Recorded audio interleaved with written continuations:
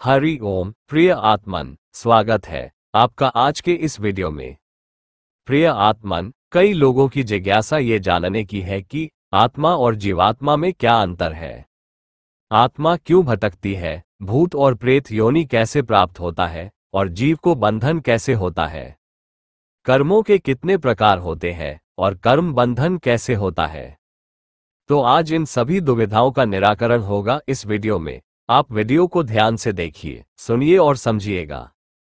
साथ ही वीडियो को अपना प्यार और सहयोग दिखाते हुए लाइक और शेयर भी कर दीजिएगा। इसी तरह की और ज्ञानवर्धक जानकारी वाली वीडियो को देखने के लिए चैनल को सब्सक्राइब भी अवश्य कर लीजिएगा। सभी जीव का अपना स्वतंत्र आपा होता है, जो जीवात्मा होता है, जो जीवों के स्थूल या भौतिक शरीर से अलग होता है। दरअसल हमारे इस दिखने वाले बाहरी शरीर के अतिरिक्त और भी दो शरीर होते हैं, जिन्हें हम सूक्ष्म शरीर और कारण शरीर कहते हैं। इन दोनों सूक्ष्म शरीर और कारण शरीर का सम्मिलित रूप है जीवात्मा। इसी जीवात्मा में हमारे सभी कर्मों का संग्रह होता है और उन्हीं अगले पिछले जन्मों के कर्मों के अनुसार हमारे वर्तमान जन्म के स्वभाव और प्रारब्ध बनते हैं। इसी जीवात्मा के कारण इस संसार में अलग अलग स्वभाव, गुण और भाग्य वाले जीव या व्यक्ति दिखते हैं और उनके प्रारब्ध भी उसी के अनुसार बनते हैं। ये जीवात्मा भी अविनाशी होता है, इसका भी कभी नाश नहीं होता। ये जीवात्मा अपने कर्मों के अनुसार एक शरीर को त्याग कर दूसरा शरीर धारण करते रहता है। ये शरीर धारण करने की प्रक्रिया कल्पों तक चलता रहता है। जब जीवात्मा अपने आप के कर्मों को सुधारकर भगवान की निश्चल भक्ति करता है, तो वह आत्मा से मिलकर आत्मलीन हो जाता है। तब जाकर वह कल्पों तक चलने वाले इस जन्म और मरण के बंधन से मुक्त हो जाता है और इसे ही मुक्ति कहते हैं। अब ये जीवात्मा है तो अविनाशी, लेकिन यह आत्मा के बिना कुछ भी कर पाने में असमर्थ होता है। जैसे चंद्रमा के पास उसका स्वयं का प्रकाश नहीं होता, वह सूर्य के प्रकाश से प्रकाशित होता है। उसी तरह जीवात्मा अगर चंद्रमा है तो आत्मा सूर्य है। जीवात्मा का अगला जन्म चाहे किसी भी योनि में हो, आत्मा उसके साथ होता ही है। और जब कभी भी किसी कारणवश या जीवात्मा के कर्मों से बने प्रारब्ध के कारण जीवात्मा को आत्मा का साथ नहीं मिल पाता, तो उस जीवात्मा को कोई भी शरीर नहीं प्राप्त होता है और वह जीवात्मा सूक्ष्म शरीर से प्रेत बनकर घूमते रहता है, जब तक उसके वह कर्म नहीं कटते जिसके कारण उसे दूसरा शरीर नहीं प्राप्त हुआ। इसे ही भटकती आत्मा कहते हैं और यही प्रेत योनि होता है, जिसमें भूत, प्रेत, चुड़ैल और ब्रह्म राक्षस आदि होते हैं। लेकिन जो आत्मा है वो परमात्मा का स्वरूप है, जो जीवात्मा को सब कुछ करने की शक्ति तो देता है, लेकिन उसके कर्मों, स्वभावों और गुणों से उसका कोई संबंध नहीं होता है। इसीलिए भगवान श्री कृष्ण श्री गीता में कहते हैं कि सब कुछ करने वाला मैं ही हूं, लेकिन मैं कुछ भी नहीं करता। जैसा कि पहले बताया हूं कि सभी जीवों के 3 शरीर होते हैं, जिसमें जीवों के भौतिक शरीर 5 महाभूतों से बने होते हैं। 5 महाभूतों से मतलब है पृथ्वी, जल, अग्नि, वायु और आकाश। बाहरी शरीर या भौतिक शरीर जीव की मृत्यु होने पर 5 महाभूतों में मिल जाते हैं। जब जीवों के शरीर से आत्मा निकल जाता है तो 5 प्राण और जीवात्मा भी निकल जाते हैं। ये जीवात्मा मनुष्य का वो सूक्ष्म शरीर होता है, प्राण और 5 कोशों के आवरण में होता है और उसके अंदर अति सूक्ष्म आत्मा होता है। इस तरह ये प्राण और जीवात्मा आत्मा का ही अंश है। प्राण और जीवात्मा का तार आत्मा से जुड़ा तो होता है, लेकिन फिर भी आत्मा इन सबसे अलग है। आगे गहराई से समझेंगे कि क्यों। जब शरीर से आत्मा, प्राण और जीवात्मा निकल जाते हैं तो शरीर को मृत माना जाता है और 5 महाभूतों से बना भौतिक शरीर तो 5 महाभूतों में विलीन हो जाता है। आत्मा अपने धाम मतलब अपने स्थान यानी कि ईश्वर का अंश ईश्वर में लीन हो जाता है। 5 प्राण वायु तत्व है तो प्राण वायु तत्व में विलीन हो जाते हैं। लेकिन जीवात्मा के साथ ऐसा नहीं होता। जीवात्मा में जीव के भौतिक शरीर से किए गए कई जन्मों के गुण और स्वभाव संचित होते हैं। इसीलिए जीवात्मा को उन कर्मों के अनुसार जन्म लेना होता है और फिर से उस जन्म में, चाहे वो 84 लाख योनियों में किसी भी योनि में हो, उसमें आत्मा का आगमन होता है। यही परमात्मा की दयालुता और समता है। आप चाहे अपने अच्छे या बुरे कर्मों से कहीं भी रहो, लेकिन भगवान हर हाल में आपके साथ होते हैं।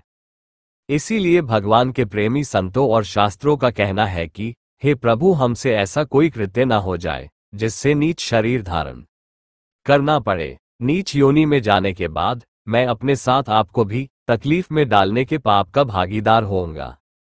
ये भगवान के भक्तों के भाव होते हैं, लेकिन भगवान कहीं भी किसी भी योनि के शरीर में रहते हुए भी उस जीव के प्रारब्धों से निर्लेप रहते हैं। भगवान ने सभी जीवात्मा को अपने स्वभाव और गुणों के अनुसार कर्म करने के लिए स्वतंत्र रखा है। जीव जो कुछ भी करना चाहे उसे करने की शक्ति देने के लिए आत्मा रूप से उस जीव के साथ होते हैं।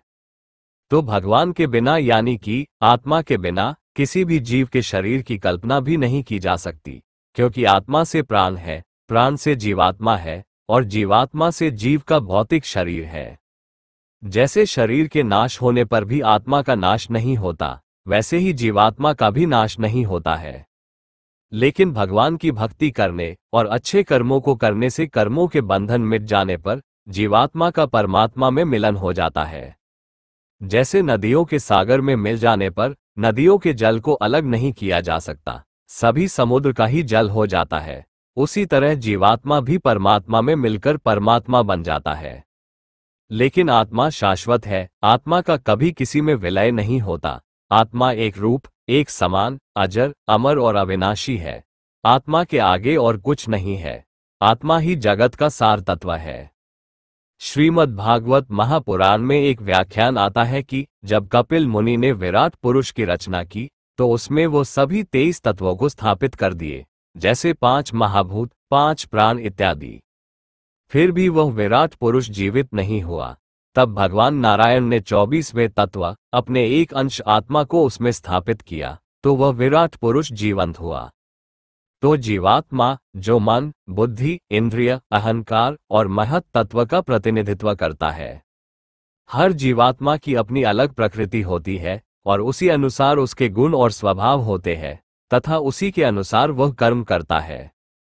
कोई बहुत अच्छे कर्म करता है तो कोई बहुत बुरे कर्म भी करता है, और उन कर्मों के अनुसार उनके जन्म और प्रारब्ध बनते हैं जिसे उन्हें भोगना पड़ता है, चाहे वह अच्छा हो या बुरा। मतलब इन्हीं कर्मों के प्रभाव से उसे बार बार जन्म लेना पड़ता है। बहुत अच्छा किया तो भी उसे भोगने के लिए जन्म लेना ही पड़ेगा। यही बंधन होता है जिससे जीवात्मा कभी मुक्त नहीं होता। लेकिन ईश्वर को पूर्ण समर्पित होकर ईश्वर के लिए सब कुछ करते हुए और ईश्वर ही सब कर रहे हैं, ऐसा समझते हुए भगवान का निश्चल भक्ति करने से इस बंधन से मनुष्य मुक्त हो जाता है। इस तरह मैं ही करता हूँ, इस भाव से पूरी तरह से मुक्त होकर लाभ हानि को त्याग कर अपना पराया और ईर्ष्या द्वेष के भाव से मुक्त होकर अपने कर्तव्य कर्मों को करते जाना और हर हाल में खुश रहते हुए ईश्वर को धन्यवाद करते जाना ही ईश्वर की सर्वोपरि भक्ति है। इस तरह कर्म करने वालों और जीवन जीने वालों के किसी भी कर्मों के फल ही नहीं उत्पन्न होते हैं। और जब कर्मों के फल ही नहीं या कर्म ही नहीं तो जन्म और मरण कहाँ होगा। यही मुक्ति की अवस्था है जो जीते जी मानव अनुभव कर सकता है, और इस शरीर को त्यागने के बाद उस शरीर का जीवात्मा सभी बंधनों से मुक्त होकर परमात्मा में मिल जाता है। भारतीय दर्शन के अनुसार जीवात्मा कर्म के कारण संसार के जन्म मरण के चक्र में फंसा रहता है। कर्म का अर्थ है कार्य, और यह कार्य शारीरिक, मानसिक और वाणी से होते हैं। हर कर्म का परिणाम होता है और इस परिणाम के आधार पर जीवात्मा को सुख या दुख का अनुभव होता है। कर्म भी 3 प्रकार के होते हैं। एक तो होता है संचित कर्म। संचित कर्म वे कर्म होते हैं जो जीवात्मा के पिछले जन्मों में किए गए होते हैं और जिनका फल उसे अब तक प्राप्त नहीं हुआ होता है। ये कर्म तब तक जमा होते रहते हैं जब तक कि उनका भोग नहीं हो जाता। जब जीवात्मा नए शरीर में जन्म लेती है तो संचित कर्म उसके साथ चलते हैं। दूसरा है प्रारब्ध कर्म। प्रारब्ध कर्म वे कर्म होते हैं जिनका फल इस जीवन में भोगना होता है। ये कर्म संचित कर्मों के वह अंश होते हैं जो जीवात्मा के वर्तमान जीवन में फलित होते हैं। प्रारब्ध कर्म ही किसी जीव या मानव जीवन की परिस्थितियों को निर्धारित करते हैं, जैसे कि जन्म, मृत्यु, परिवार, स्वास्थ्य, सुख दुख आदि। तीसरा होता है क्रियमान कर्म। क्रियमान कर्म वे कर्म होते हैं जो हम इस जीवन में कर रहे हैं। ये कर्म जीवात्मा के भविष्य को निर्धारित करते हैं और नए संचित कर्मों का निर्माण करते हैं। कर्म का बंधन जब उत्पन्न होता है तब जीवात्मा अपने कर्मों के फल को भोगने के लिए बाध्य हो जाती है। जब तक के अच्छे या बुरे कर्मों के फल उत्पन्न होते रहेंगे तब तक उस जीवात्मा को उसके भोगों को पूरा करने के लिए विभिन्न योनियों में जन्म लेना होगा। ये बंधन आत्मा के असली स्वरूप को भूलने और माया में फंसने के कारण होता है। जब जीव आत्मा अपने कार्यों में अहंकार और स्वार्थ भाव से बंध जाती है तब वह कर्मों के जाल में उलझ जाती है। कर्म बंधन का मुख्य कारण अहंकार और आसक्ति है। जब जीवात्मा कर्म करते समय ये सोचने लगता है कि वह खुद ही सब कुछ कर रहा है और उस जीवात्मा को अपने कार्यों के फल में आसक्ति हो जाती है, तब वह कर्म बंधन में फंस जाती है। गीता में श्री कृष्ण ने कहा है कि कर्म का त्याग नहीं बल्कि उसके फल की आसक्ति का त्याग आवश्यक है। अगर जीवात्मा निष्काम भाव से कर्म करे तो वह बंधन से मुक्त हो सकता है। कर्म को आमतौर पर पाप और पुण्य में विभाजित किया जाता है। अच्छे कर्म पुण्य कहलाते हैं और बुरे कर्म पाप। पुण्य कर्मों का फल सुख के रूप में और पाप कर्मों का फल दुख के रूप में मिलते हैं, लेकिन दोनों ही कर्म बंधन का कारण बनते हैं क्योंकि पुण्य और पाप दोनों ही जीवात्मा को संसार के चक्र में बांधते हैं। कर्म बंधन का एक और प्रमुख कारण वासनाएं और इच्छाएं हैं।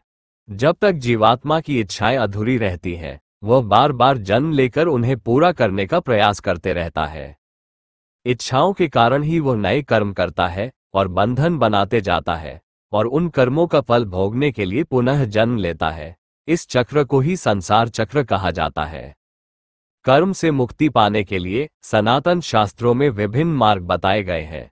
इन मार्गों का पालन करके जीवात्मा कर्म बंधन से मुक्त हो सकता है और मोक्ष प्राप्त कर सकता है। इसमें पहला है ज्ञान योग। ज्ञान योग के अनुसार अज्ञान ही कर्म बंधन का कारण है। जब जीवात्मा अपने असली स्वरूप को पहचान लेती है और यह समझ जाती है कि वह शाश्वत आत्मा है, तब वह कर्मों के बंधन से मुक्त हो जाती है। उपनिषदों में कहा गया है कि आत्मज्ञान प्राप्त करना ही मोक्ष का मार्ग है। दूसरा है भक्ति योग। भक्ति योग में भगवान के प्रति अटूट प्रेम और समर्पण से कर्म बंधन से मुक्ति मिलती है। जब जीवात्मा भगवान की शरण में आकर सभी कर्म भगवान को अर्पित कर देती है और स्वयं को उनके हाथों में सौंप देती है, तब वह कर्म के फल से मुक्त हो जाती है। श्रीमद् भगवद गीता में श्री कृष्ण ने अर्जुन को यही उपदेश दिया कि अपने सभी कर्म मुझे समर्पित कर दो, इससे तुम कर्म बंधन से मुक्त हो जाओगे। तीसरा है कर्म योग। कर्म योग का सिद्धांत कहता है कि बिना किसी फल की इच्छा के कर्म करना चाहिए। गीता में श्री कृष्ण ने कहा है कि कर्म करो, फल की चिंता मत करो। जब जीवात्मा निष्काम भाव से कर्म करती है तब वह कर्म के बंधन से मुक्त हो जाती है। इसे कर्मयोग कहा जाता है, जिसमें कर्म किए जाते हैं लेकिन उनमें फल की आसक्ति नहीं होती। चौथा है ध्यान योग। ध्यान योग में मन को नियंत्रित करके और आत्म साक्षात्कार के माध्यम से कर्म बंधन से मुक्त हुआ जा सकता है।